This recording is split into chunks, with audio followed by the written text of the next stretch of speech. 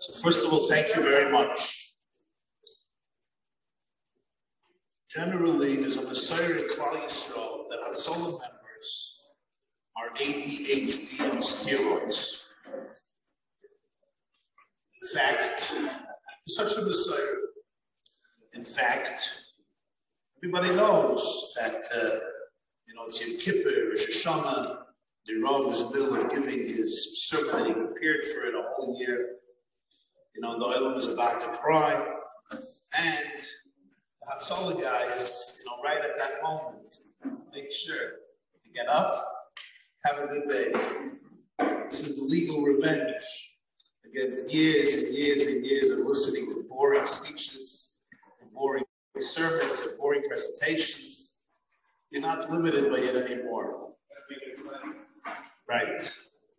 So it's funny to give a speech to this demographic. You know what I mean? It's not the demographic, friends. But we're basically the MS. We're basically the MS that Rabbi Shapiro, the founder of Yeshivas Rockland, the founder of Daf Yomi, he once came to America to fundraise. He had tremendous debt in Poland. He came to fundraise in America. He got up in a shul, and he was a Gaon Olam, Rabbi Shapiro, and an orator. He was a speaker. I don't think there are recordings from him. I never heard it. You can even see the pictures. I heard from his Talmudim. He was a special man. Unfortunately, he died very young. He didn't leave any children. Then the yeshiva was destroyed. If you go to Lublin, the building is still there. They retook ownership of it. So they say a Maisa that he got up in a shul in America and he gave a powerful shiur for 2 hours. Don't worry, I'm not going to do that. And the oilam was, I raised from the Kalim, startled, inspired, overwhelmed. It was beautiful, halacha and agoda, and geschmack rayonos and drush, and hashkafa and chsidus. And he was a very geschmacka person, colorful man, as they say. It was a Yid who goes over to the Meir Shapiro at the end. And he says, Rebbe, ich hab gar nicht verstanden. I sat there, ich hab gar nicht verstanden. I understood nothing. But I see that you have a big yeshiva and you care about the Jewish people. So I want to have a little responsibility.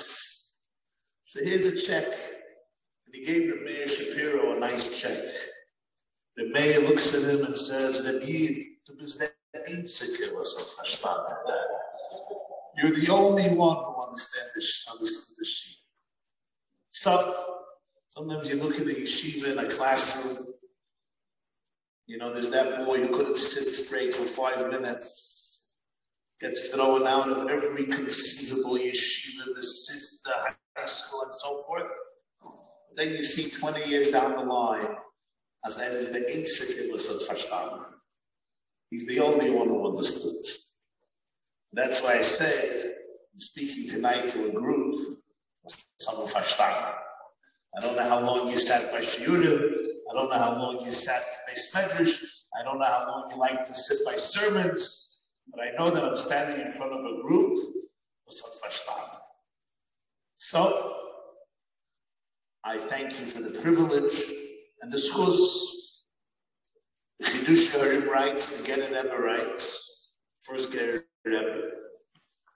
The Gemara says in Shabbos Lamed Aleph, that when a non-Jew came to Hillel and said, teach me the whole Torah on 1 foot, he said, no problem.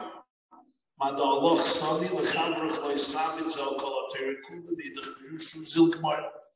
whole Torah can be summed up with one line. What you dislike to be done to you, don't do it to anybody else. Now, the rest is commentary. Go learn the commentary. Asks the Chidush Harim, why did Hillel have to invent his own golden rule? Why couldn't he just quote a pasuk? V'ahavta l'reach kamoicha, zel kol ha'torah kula, v'idach pirushu zil kamor. Why did he have to come up with a new phrase, a new line. You don't like to be done to you. In fact, Rabbi Akiva, who lived after him, said, he knew it. Why couldn't Hillel do it that way? Get the kasha. So the Chidusha heard him answers. He says, you have to remember, this man came to Hillel as a Gentile. Every audience, you have to speak to the audience. You have to know your audience. Whoever speaks knows the first mistake of speakers is they don't know their audience. They're speaking maybe good things to the wrong people. Hillel was talking to a non-Jew. The Chidusha says to tell a non-Jew, is unfair. Zogar Goy in Kentucky, and the Davs Libha Benachar Goy in South Dakota, kamoicha, like yourself. It's not fair. I could love my wife like myself, my children, my grandkids, my parents, maybe my siblings, and who? Like me, I could be civil, be a good American. I'm a good Samaritan, as they say. Good Sam. Not a plug for Good Sam. I'm just using the pism. I'm not getting into the quality of hospitals that we go to you for. I'm a good Samaritan. But v'hafta l'reacha kamoicha, what's that? So Hillel is talking to a guy. He says, when you dislike to be done to you, don't let anybody else. You don't want somebody to backstab you, don't backstab somebody else. You don't want people to lie to you, don't lie to others. Yet. Once he becomes a Yid, then you can speak about the Hatzoloh. It's an undoubtedly.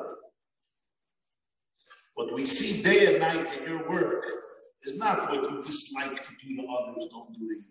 For that, you don't have to wake up 3 in the morning and after a whole week sweating with blood and tears to make a couple of dollars to pay for tuition and your mortgage, Pesach in Orlando, and finally Friday night, you're sitting with the wife and the kids and eating a little coleslaw and some other healthy food, and there's a call and you're like, okay, have a good day. That's not that's already it's another Indian. I once said, I don't know if I'm right or wrong. Maybe I'm wrong, but I think there is a particle of truth, I think a grain of truth, a quart of shalemus. I said the fact is that 75 years ago, American Jews who had unbelievable violence and special people, but there was somewhat of a slumber that took over American Jews from 1939 to 1945. Avada, they were hurt, they were upset, they fasted, they tried this and that, but it was shvacham Shikagirus. It was shvacham. Today, Hatzoloh is a tikkun for that. Cain murdered his brother. Hashem said, where's Hevel?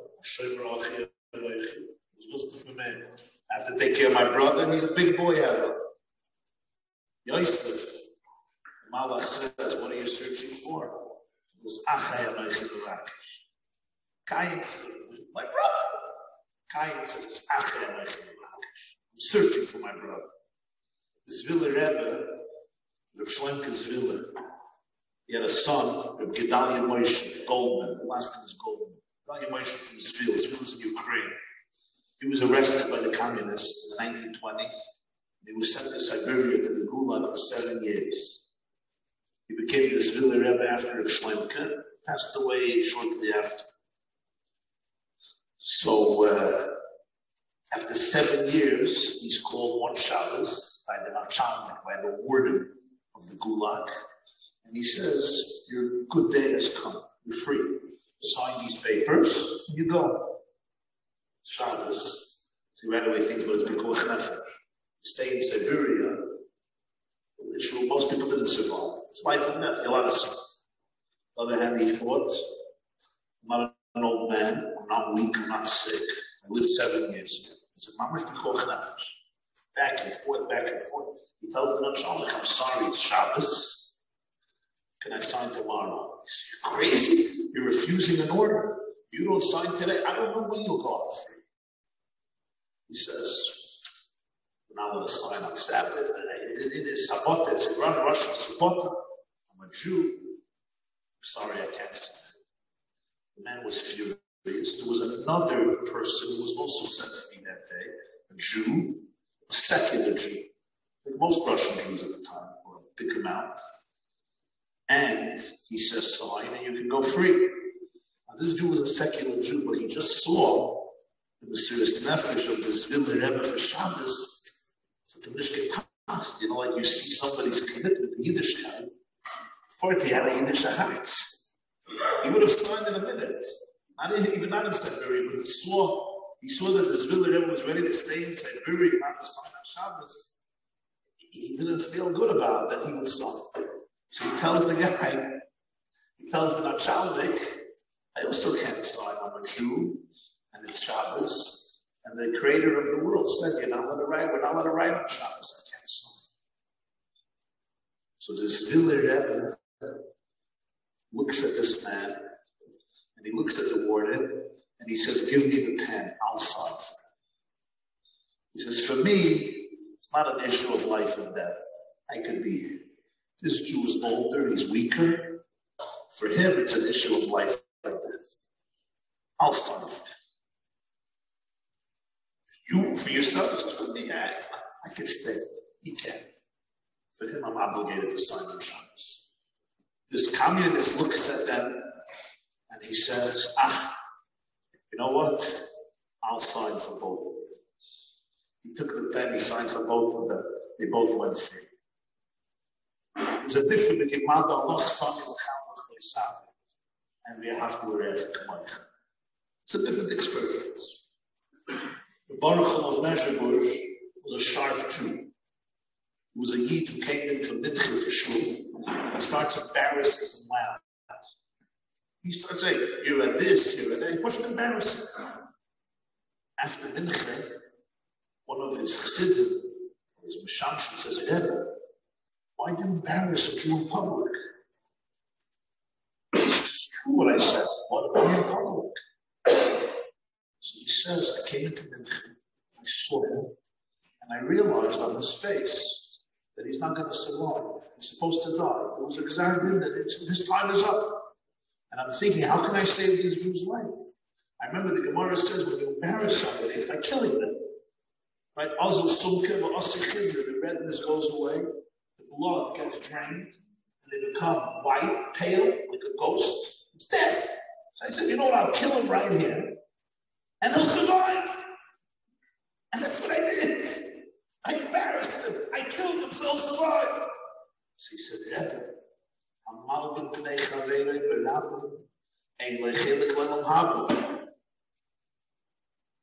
you just lost your chelik in Olam Haba. You humiliated a Jew in public. He says, okay, I'm in the Yid, you live in Lebanon. I lost the chelik in Olam Haba, but the Jew remained alive. What do you mean? All Yiddish, Olam Haba. That's a small level. That's checklists. So you imagine, yeah? You come home, your wife asks you to go pick up your sister in the airport, to go buy milk from Wesley Kosher, or Rockland Kosher, whatever it is. So you take out the ksuba. Doesn't say in the ksuba have to go to the airport for your sister. Forget the ksuba, I'm asking you a favor. What am I going to get in return? I'm going to make a better dinner tomorrow. I want to be a little more meat. So never a marriage that's based on, I'll do this for you because you'll do this for me. It's a poor relationship. But with Hashem, we do it all the time. If I do the checklist, I'll get on them up. It doesn't work that way. Either you got a relationship, you don't have a relationship. Baal Shem Tov once gave a bracha to a couple to have kids. They weren't supposed to. He pushed. He said, you'll have kids. So here's a basketball from heaven that he lost his chelik in Olam Haba because he went against Hashem. So his daughter Adol, the Nachman, his mother, Nachman Besser's mother was Feger. Her mother was Adel. She was the daughter of the Moshe. So Adel writes, she says she saw her father dancing. So she thought that he heard that he lost his chelik Haba, so he, so to speak, lost the Kivayach, so he's dancing. She's talked to us Tamster. So he said, the classic Baal Shem Tov, he said, till now I wasn't sure if I'm serving Hashem or I'm serving myself. Because I want to Elam Haba. Now, Baruch Hashem, I don't have chelik in Elam Haba. Ich kann anheben dienen der Beibischte. Ich kann anheben dienen der Beibischte. That's the pnimius of Yiddishkeit. It's not about checklists. It's about a relationship. It's about nafshe, kshira b'nafshe. I'll get rewarded. It's deeper than reward. In other words, deeper than the reward is the relationship. Deeper than the reward, schar mitzvah. Alatanya Taitchi, the biggest schar for the mitzvah is the mitzvah. Opportunity for the relationship. Which Jews exemplify this Yom B'Layla? That's the audience I'm speaking to right here, right now. Even though, we're going to be honest with each other, there are perks. I know there are perks. You never, ever have to stay in shul. We're jealous. I can't get up in the middle of Kol Nidre. Really, Rabbi, why? I'm not in the mood. But you have no problem, right? You had someone called almost, and someone called Nidre, the Tekiyas, Rosh Hashanah, Daf Yomi. There are perks, yeah. Other perks is you come into the parking lot, yet nobody parks legally. Even if there's spots, that's for the Batlanim, for the Shlomazon, the people who pay tickets. There are perks, Borough Park, 30. You never have an issue with parking. There's perks. But in any case, there are perks. There's perks. But la'achari ala perks. It's not the perks, it's geschmack here and there. And it's a certain chavre, it's a click. And even though your wife's name, some of your wives, not all of them, some are smart, but your wife thinks that your mom is, Kedoi Shayeli and Sadiq and Shine. As far as things that women don't always understand. They're called male camaraderie that Hatzoloh has. But those are. You and I know.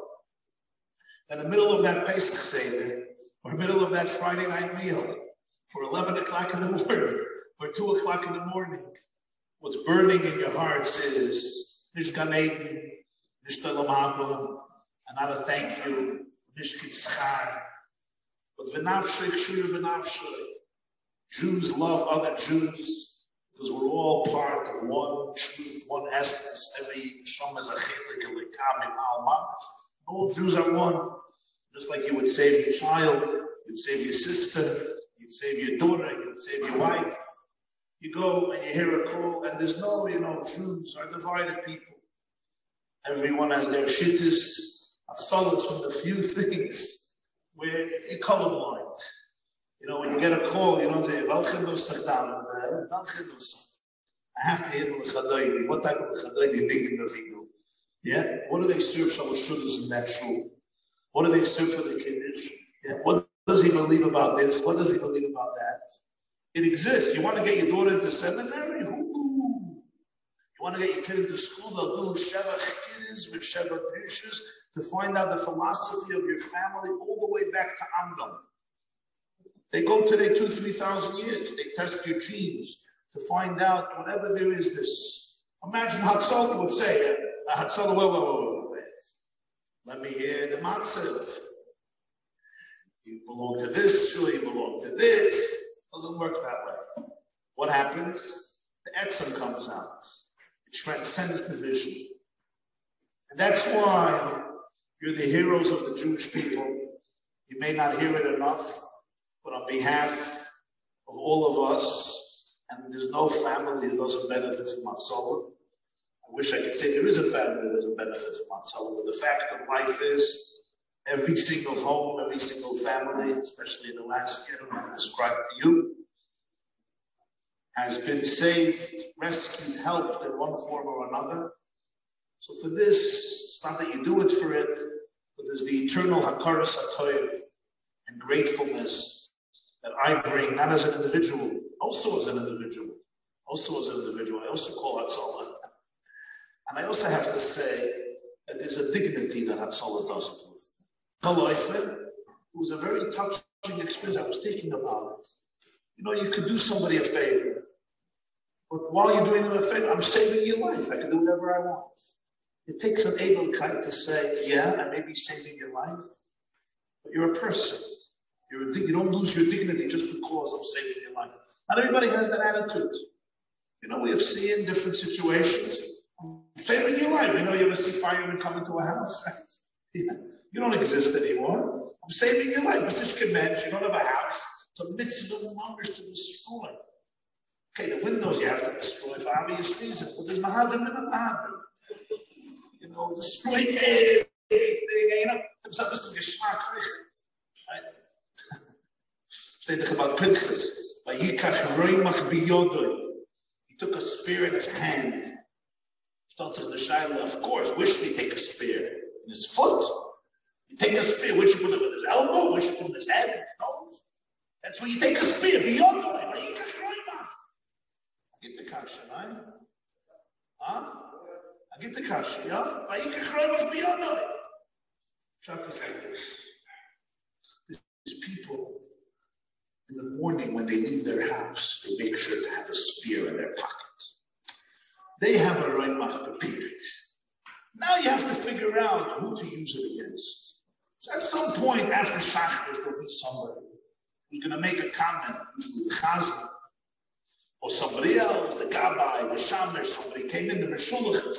The spear I take every morning, I keep it in my bosom. And then I figure out who to use it against. You have such people. The Chiddush by Pinchas was, no. The spear wasn't waiting. He wasn't waiting to kill somebody. He was happy not to kill people.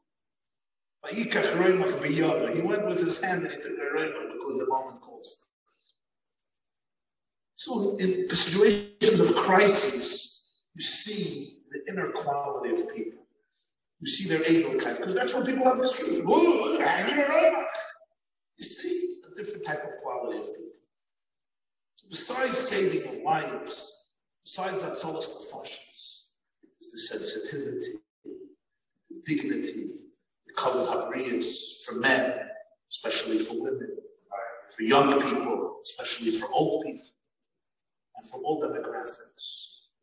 For this, on behalf of the Muncie community, to be part of your community, there's no way to say thank you. The words thank you don't capture it. But there's also an opportunity. Opportunity is in many ways, the Gemara says, Hillel chayev ani, I would say in many ways that the Chavre Hatzoloh, through your daily conduct and the serious nefesh, over the last years, have brought a certain consciousness to Klal Yisrael. The last Hatzoloh from last year, yeah? You couldn't bring so many people together. It's hard. You know, we struggle a little with Achdus. The Jewish people, it's one of our struggles. That's why when you meet somebody, you say, Shalom Aleichem. The answer is Aleichem Shalom. Why do you have to answer the opposite of what I said? Shalom Aleichem, Shalom Aleichem. Imagine in English, I say good evening, you say evening good.